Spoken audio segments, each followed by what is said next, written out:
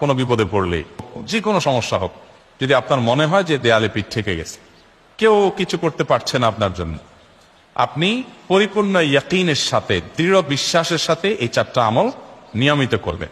ইনশাআল্লাহ গুলি মিস হতে পারে, আপনার দোয়া মিস হবে না। আমি এমন এক ভয়াবহ বিপদে আছি যা থেকে উত্তরণের কোনো পথ আমার সামনে খোলা নাই, এমন কোন আমল শিখিয়ে দিবেন যে আমলের মাধ্যমে এই ভয়াবহ বিপদ থেকে আমি রক্ষা পেতে পারি।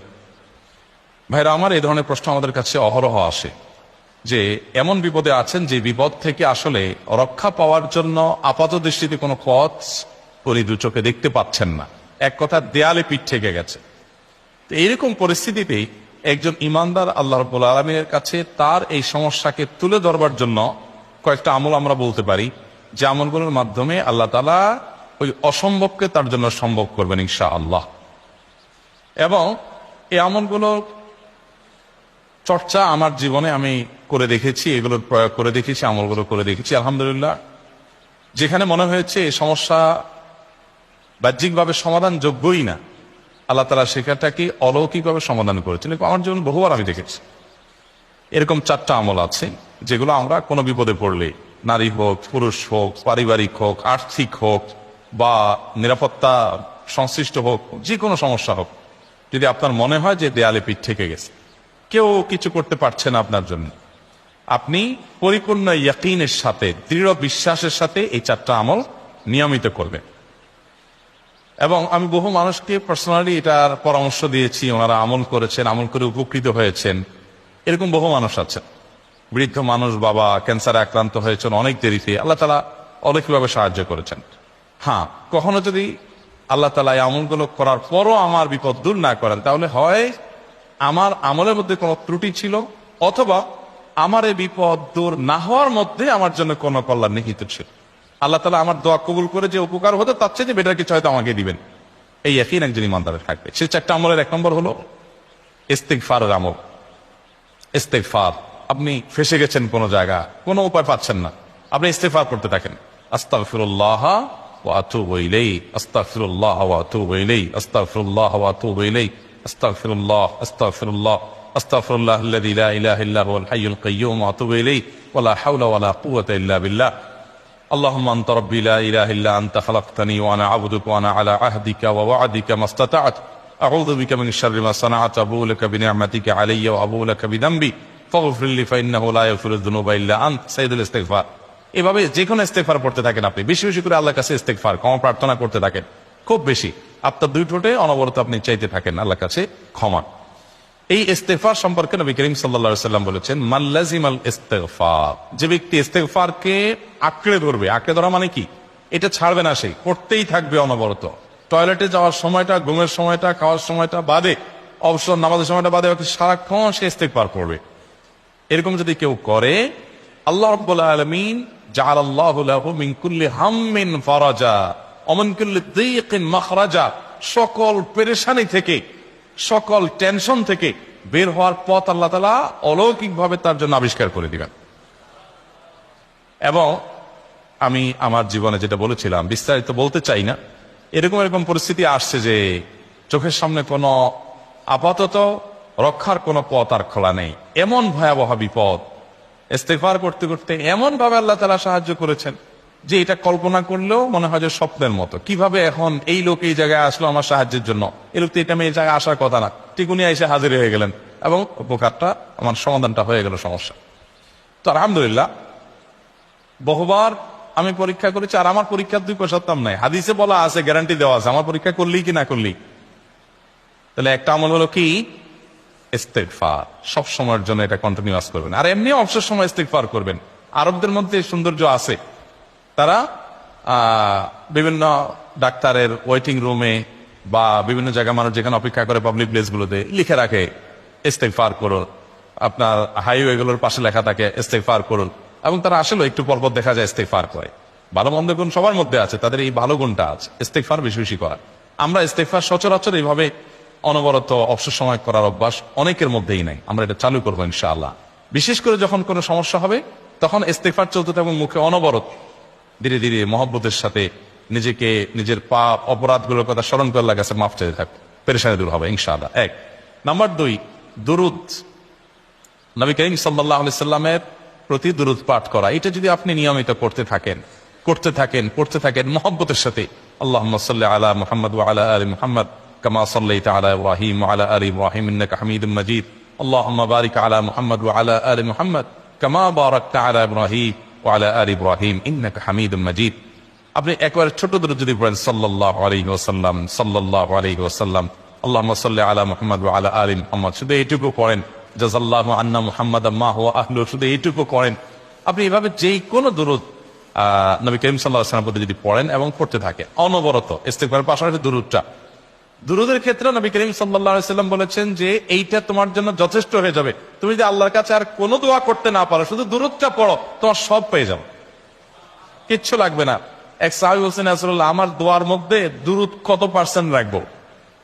আমি তো আমার অনেক কিছু আল্লাহর কাছে চাইবো, দুরূদ মানে তো নবীজির জন্য দোয়া, মানে আমার জন্য তো আমি দোয়া করবো, আপনার জন্য দোয়া কত পার্সেন্ট করবো? 1/3, 1/4, তারপরে হাফ, এবার বিভিন্ন পার্সেন্টেজ বলছিলেন তিনি। নবী করিম সাল্লাল্লাহু আলাইহি ওয়াসাল্লাম বলেছেন যে হ্যাঁ, এর বেশি করতে পারলে আরো ভালো, আরো ভালো। তো ভদ্রলোক এর বেশি, ওই সাহাবী রাদিয়াল্লাহু তাআলা আনহু, তিনি এর বেশি বাড়াতে একটা পর্যায়ে বলছেন যে আমি সব দোয়া আপনার জন্য করি। নবী করিম সাল্লাল্লাহু আলাইহি ওয়াসাল্লাম বলেছেন তাহলে তোমার আর কোনো দোয়াই করতে হবে না, এর মধ্যে সব দোয়া চলে আসবে।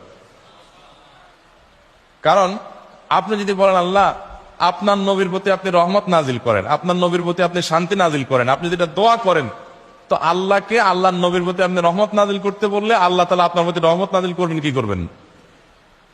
আপনি কাউকে খুশি করতে চান, কার কাছ থেকে কিছু আদায় করতে চান, তার ছেলেটারে যদি হাদিয়া তোহফা দেন, আদর যত্ন করেন, তো বাই ডিফল্ট অটোমেটিকলি ওই লোকের সিম্পেথি আপনার দিকে আসবে কি আসবে না? চোখ বন্ধ করে আসবে।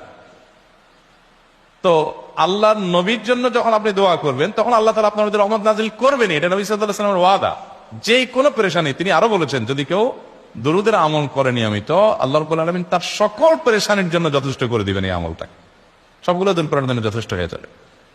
এই দুরূদের আমলটা আমি দেখেছি সুবহানাল্লাহ গুলির মতো কাজ করে। আজকের ঘটনা, এক ভদ্রলোক সকালে একটা টেলিভিশন চ্যানেলে, বেসরকারি চ্যানেলে প্রোগ্রাম শেষ করে নামছিলাম লিফটে, তো উপস্থাপক উনি বলছিলেন যে ভাই, মানে দুরূদের আমল করে আমি কিছুদিন আগে একটা ইয়াতে মানে এমন একটা অবস্থা যে এইটা থেকে বের হওয়ার কোনো পথ আর নাই, শুরু করলাম দরুদ অনবরত, এরপরে আল্লাহ তাআলা আমাকে এমন ভাবে উদ্ধার করলেন আমি কল্পনা করতে পারি।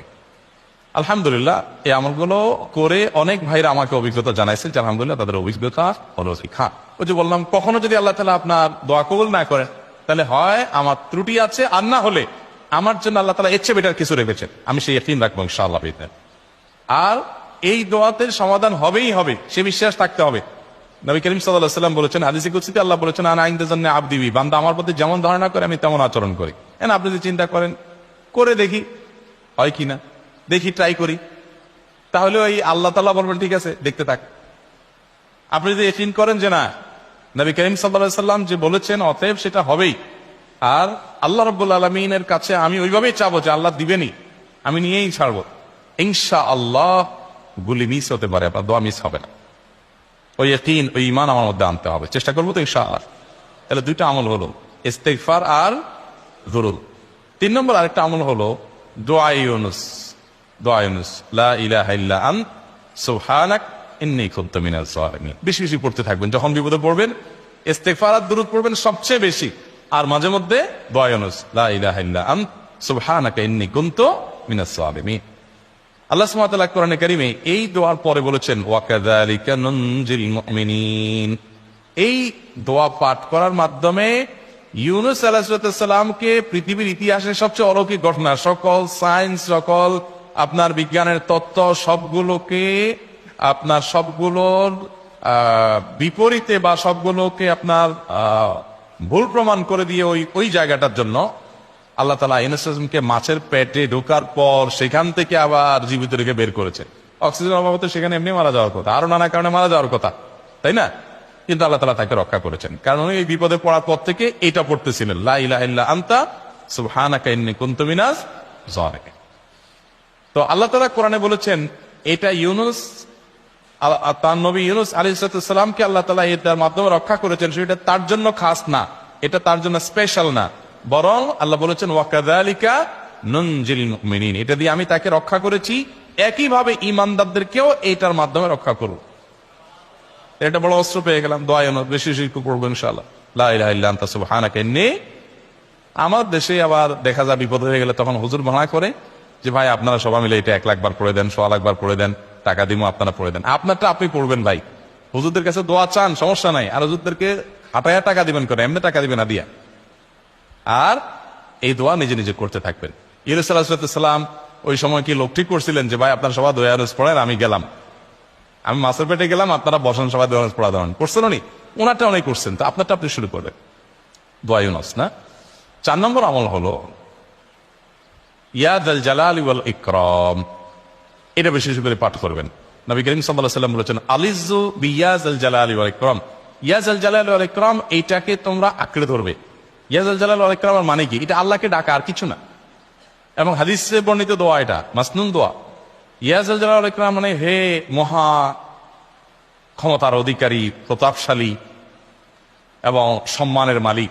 এটা বলার মানে হলো আল্লাহর কাছে নিবেদন করা, যেহেতু আপনার প্রতাপ আছে, আপনার জালাল আছে, আপনার বড়ত্ব আছে, এই বড়ত্বের অধিকারী এবং হে সম্মানের অধিকারী, আপনার যেহেতু আল্লাহ তাআলা এটা, আপনার যদি এটা আছে, অতএব হে আল্লাহ আপনি আমাকে এটা দান, আপনার সেখান থেকে আমার প্রতি রহম করুন, আপনার সেখান থেকে আমাকে, আপনার বড়ত্ব থেকে আমাকে আপনি হেফাজত করুন, আপনার একরাম থেকে আমাকে আপনি, তা দিয়ে আপনি আমাকে রহম করুন।